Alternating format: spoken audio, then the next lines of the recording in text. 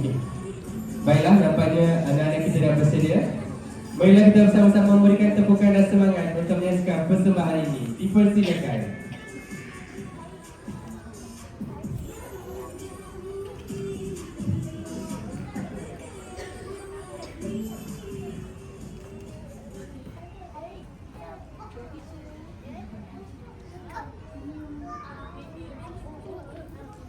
Selamat Hari Raya, Raya.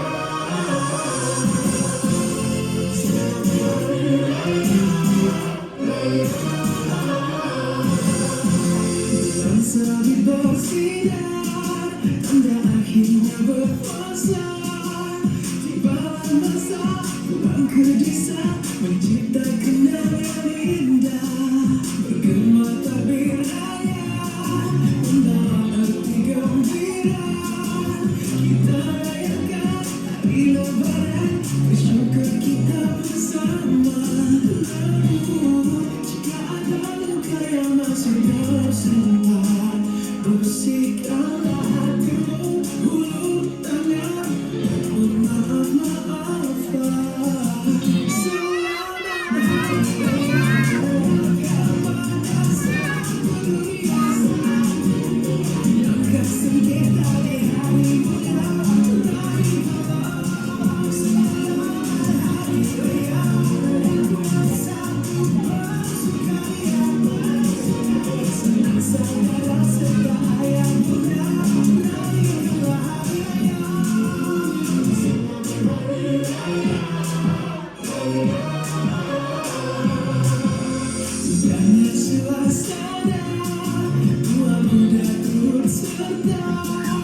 Cantik meriah, sikap bergaya, rapikan hari raya.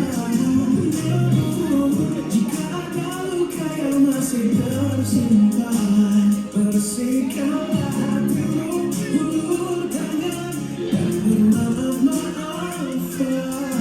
Selamat Hari Raya kepada seluruh dunia.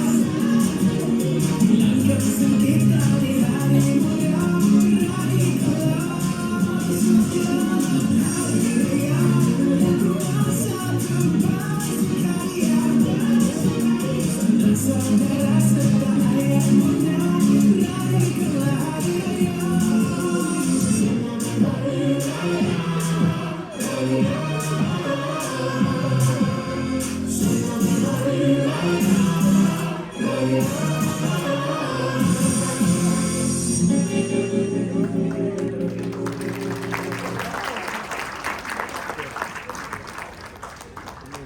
Ya, itulah dia tadi, Raikan Raya.